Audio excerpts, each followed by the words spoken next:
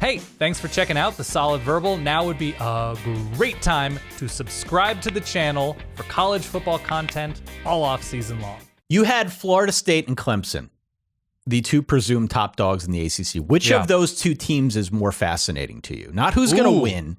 Yeah. Which of those two teams is more fascinating Florida for you State, in 2020? For sure, Florida State. Why? All right, I have down here Rolling in the Deep, which I think is an Adele song, Ty. Yes. There is nothing obvious about the Florida State roster. The continuity that we have at Florida State with now Alex Atkins and Adam Fuller returning as coordinators, Mike Norvell, obviously with his hands all over the offense and recruiting in a good place. We saw it last year with the losses that they suffered midseason when they were beat up front on defense.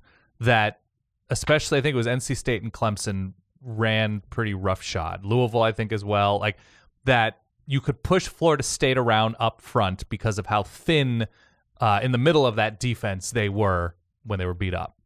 And so right now, and it's not even just a matter of the defensive line because they've gone after guys in the portal and they've fortified depth there, but there's no obvious clear weakness. They lose a couple of bits of star power and depth at certain places, but they addressed everything so aggressively in the portal. Like you could say, oh, well, they're thinner at receiver behind Johnny Wilson, but then Keon Coleman comes in from Michigan State. We're like, well, it seems that they've addressed that very competently.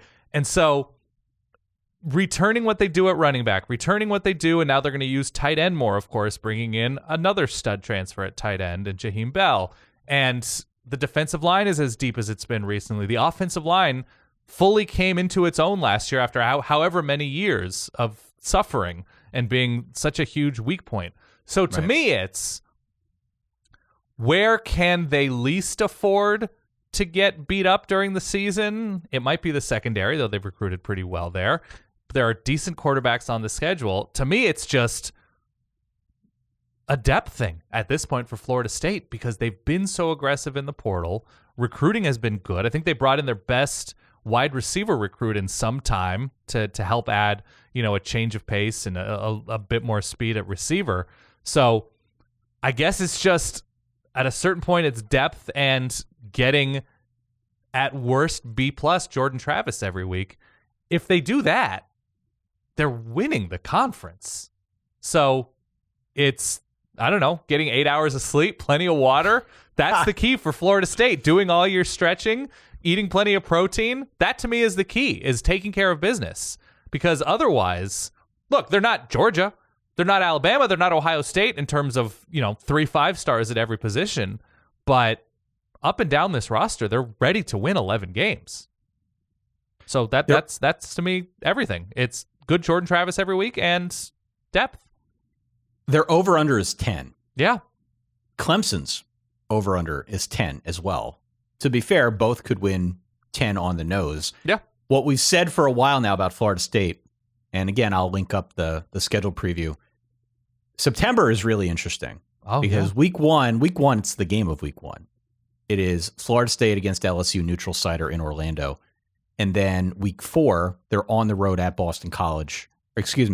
Week 3, they're on the road at Boston College. Week 4, they're on the road at Clemson before they go into a bye week.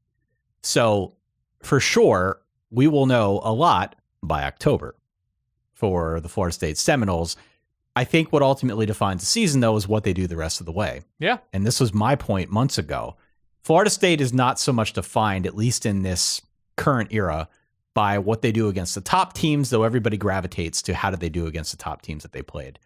I think they're more defined by the others on the schedule, the Syracuse games, the Miami games, the Pitt games, the Wake games. Well, they finish, I think it's at Wake, at Pitt, Miami consecutively, and they finish at Florida. And so that's the depth question to me, is what does that roster look like come the end of the season? Because look, they lost to Wake last year, I think by 10, I want to say. Yep. They lose to NC State at the gun. They lose to Clemson kind of thoroughly. I don't think the score was necessarily representative of it, but those are losable games. Going to Pitt, whatever the version of Wake looks like this year, and then obviously playing at Florida, whatever Florida looks like, that's a tough game. So, yeah, my point is just that if you're Florida State, getting the program to a point where you're consistent enough with your talent and consistent enough with your schemes and with your output week to week, consistent enough to win those games and not lose a dumb one, that in and of itself is a quantum leap forward. Yeah. That's a big leap forward, right? We did the show, we talked about what's it going to take to get so-and-so to 10 wins. All too often, that's the answer to the question. Sure. It's not necessarily beating the great teams. It's not losing to the teams that you should beat. And that's where we're at with Florida State. I think Mike Norvell's done a really good job, and you're right to bring up how he has just infused the program with talent. It has been a slow build. I recall when he took over that program in the COVID year, obviously odd timing, but there was a lot that felt like it was going sideways. They hung with him. It seems like he invested time to build the culture of the program up. And now here we are a couple of years later talking about Florida State as presumably the best team in the ACC, potentially a playoff contender, and certainly a program with a ton of depth, not one that is seeing a talent drain, though guys have transferred out, but they are just taking on anybody who's interested in coming down to play. Like, of course, come on, and we'll fill out our two deep in a way that it hasn't been in years. It's great. If Jordan Travis is not beat up this year, and they are not fully decimated at one position group, winning 9 games would be a failure for Florida State this season. Yeah. It would be an abject failure for Florida State to win 9 without something catastrophic happening to either Jordan Travis or a specific position group. And if they don't finish, if they're relatively healthy on offense, they don't finish with a top 10 national offense, abject failure. This is a team built to dominate on offense. I don't know when the last time you watched a clip of Trey Benson was, the Oregon transfer. I'd like to point out that Mario Cristobal didn't use. Had to get that in. He was beat up at Oregon. He's incredible. He's one of the 4 or 5 best running backs in college football. And so with that element, to have Jordan Travis in play action, he should be hitting all sorts of fun stuff over the top. So, yeah, I expect them to have a top 10 offense. I expect them to be an incredible TV show. Honestly, I expect them to win the conference.